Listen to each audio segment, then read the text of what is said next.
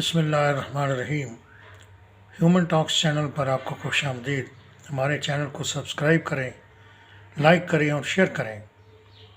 ہم نماز کیوں پڑھتے ہیں، نماز کے حوالے سے آج تھوڑی سی گفتگو ہوگی۔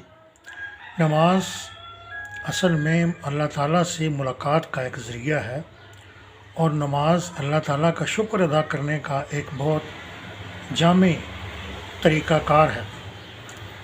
نماز اللہ تعالیٰ کی یاد میں پڑھی جاتی ہے، اس لیے فرمایا گیا کہ اقم الصلاۃ لذکری، میرے ذکر کرنا ہے، مجھے یاد کرنا ہے، تو اس کے لیے نماز کو قائم کرو۔ اور نماز اللہ تعالیٰ کی قربت کا ذریعہ ہے۔ اللہ تعالیٰ کے قریب ہونا چاہتے ہیں، اللہ تعالیٰ کے ساتھ قریبی تعلق قائم کرنا چاہتے ہیں، تو اس کے لیے ایک ہی طریقہ ہے، وہ ہے نماز کا۔ نماز فرض ہے، نماز کوئی ایسی چیز نہیں ہے کہ جس کو ترک کر دیا جائے۔ نماز کا قائم کرنا، اور یہ فرمایا گیا کہ اقیم الصلاۃ، نماز کو قائم کرو۔ نماز مسلمان کے ساتھ ہے، اور مسلمان اور کافر کے درمیان فرق ہی نماز کا ہے۔ اگر ایک مسلمان نماز ادا نہیں کرتا تو وہ سوچ لے کہ وہ مسلمانوں کی صف میں شامل ہے یا کفار کی صف میں شامل ہے۔ اپنے ایمان کا ثبوت دینے کے لیے، اپنے آپ کو اسلام کا سپاہی ثابت کرنے کے لیے، اور اسلام کو ماننے والا مسلمان تسلیم کروانے کے لیے ضروری ہے، اس کے لیے ایک ہی ثبوت ہے آپ کے پاس کہ آپ نماز پڑھتے ہیں۔ اگر آپ نماز ادا نہیں کرتے تو پھر آپ کو اپنے گریبان میں جھانکنا چاہیے۔ نماز کے بارے میں فرمایا گیا کہ اقیم الصلاۃ ولا تکونوا من المشرکین، یعنی نماز کو قائم کرو اور مشرکین میں سے نہ ہو جاؤ۔ اس سے مراد یہ ہے کہ جو شخص نماز ادا نہیں کرتا، نماز کو قائم نہیں کرتا، نماز کو لائٹ لیتا ہے، نماز کو ہلکا لیتا ہے، مرضی ہے تو پڑھ لیتا ہے، مرضی ہے تو نہیں پڑھتا، اور دیر سے پڑھ لیتا ہے، قضا کر کے پڑھ لیتا ہے، یا بالکل نہیں پڑھتا، نماز کے بارے میں وہ سستی کا شکار ہے، غفلت کا شکار ہے، تو اس کا مطلب یہ ہے کہ وہ تباہی کے راستے پر چل رہا ہے، اور وہ شرک کر رہا ہے۔ اقیم الصلاۃ ولا تکونوا من المشرکین، نماز کو قائم کرو اور مشرکین میں سے نہ ہو جاؤ۔ یعنی نماز کا چھوڑ دینا جو ہے وہ شرک کرنا ہے، اور شرک کے بارے میں کہا جاتا ہے کہ یہ قابل معافی گناہ نہیں ہے، اور اللہ تعالیٰ تمام گناہ معاف کر دے گا مگر شرک معاف نہیں کرے گا۔ اس لیے لقمان نے اپنے بیٹے کو نصیحت کرتے ہوئے کہا تھا کہ بیٹا شرک نہ کرنا، کیونکہ شرک بہت بڑا ظلم ہے۔ ان الشرک لظلم عظیم، شرک کبھی معاف نہیں کیا جا سکتا، کیونکہ اس کا تعلق خدا کی ذات سے ہے۔ اللہ تعالیٰ کی ذات سے وابستہ یہ گناہ ہے، جرم ہے، جو ہم اللہ تعالیٰ کی ذات کے حوالے سے ایک شرک کرتے ہیں کہ جناب اس کی صفات میں، اس کی ذات میں، اس کی قدرت میں کوئی اور شریک ہے۔ لا، یہ ایسا کبھی نہیں ہو سکتا۔ اللہ تعالیٰ واحد ہے، اللہ تعالیٰ لا شریک ہے، وحدہ لا شریک ہے، اس کے ساتھ کوئی شریک نہیں ہے۔ چنانچہ نماز قائم کرنی چاہیے، ورنہ کہیں ہم مشرکین میں سے نہ ہو جائیں۔ نماز دل کا سکون ہے، دل کا سکون، دل کا اطمینان اللہ کو یاد کرنے سے ملتا ہے۔ الا بذکر اللہ تطمئن القلوب، اور اللہ کے ذکر کا بہترین طریقہ نماز ہے۔ اور پھر ایک دفعہ فرمایا کہ اگر آپ کو کسی چیز کی ضرورت ہے تو آپ کو نماز میں ہی جانا چاہیے۔ یا ایھا الذین آمنوا استعینوا بالصبر والصلاۃ، اے ایمان والو مانگو اللہ سے، استعینوا مدد مانگو اللہ سے، کس کے ساتھ؟ صبر کے ساتھ، بالصبر والصلاۃ، اور نماز کے ساتھ۔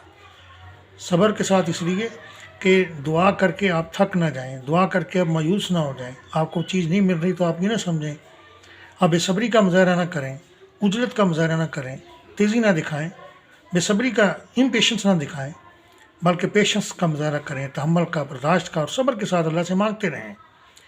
اور پھر فرمایا کہ نماز کے ساتھ مانگو، یعنی نماز پڑھ کے مانگو۔ اگر نماز نہیں پڑھو گے اور دعا کرتے رہو گے تو پھر بھی یہ اللہ کے حکم کی خلاف ورزی ہے۔ صبر کے ساتھ، مستقل مزاجی کے ساتھ اور نماز کے ساتھ اللہ تعالیٰ کی نصرت، اللہ تعالیٰ کی مدد مانگتے رہنا چاہیے۔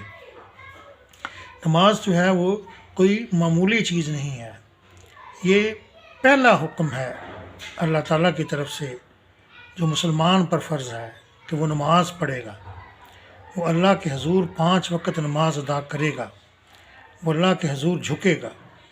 اور اس کے لیے ضروری نہیں ہے کہ آپ لمبے لمبے نفل پڑھیں، لمبی تہجد کی نمازیں پڑھیں، لمبی سنتیں پڑھیں۔ سب سے پہلے آپ فرض نماز کی ادائیگی کو اپنی زندگی میں شامل کر لیجئے اور فرض نمازوں کا جو حق ہے وہ پوری طرح ادا کر دیجیے۔ اگر آپ نے اپنی نمازوں کا، فرض نمازوں کا حق پوری طرح ادا کر دیا ہے تو پھر آپ صلاۃ الحاجت وغیرہ اور صلاۃ و تسبیح وغیرہ اور دیگر نمازوں کی طرف جو نفلی نمازیں ہیں ان کی طرف رجوع کریں۔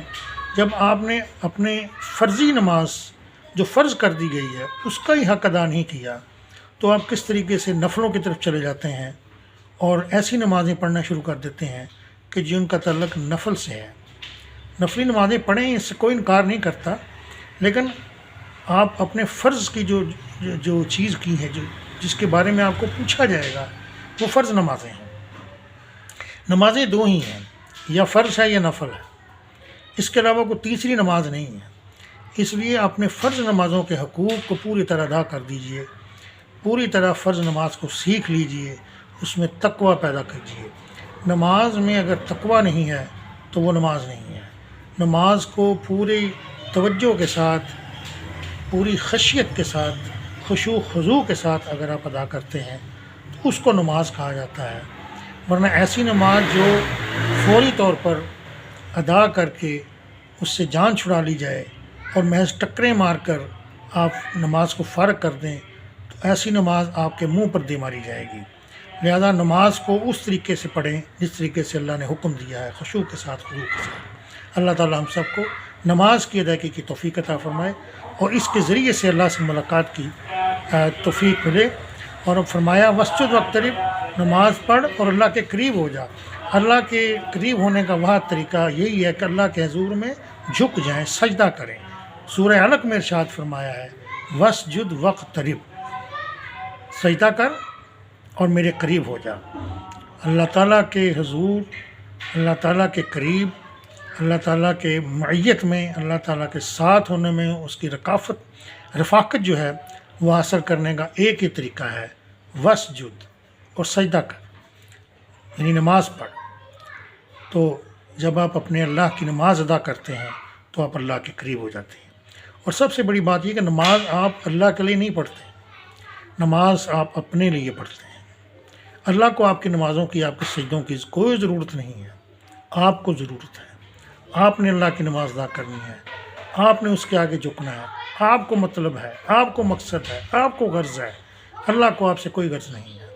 آپ نہ نماز پڑھیں، اللہ کا کچھ نہیں بگڑتا، آپ کا بگڑے گا، آپ پریشان ہوں گے، آپ کی ضروریات پوری نہیں ہوں گی، آپ سے پوچھا جائے گا قیامت کے دن کہ آپ نے نماز کیوں نہیں پڑھی۔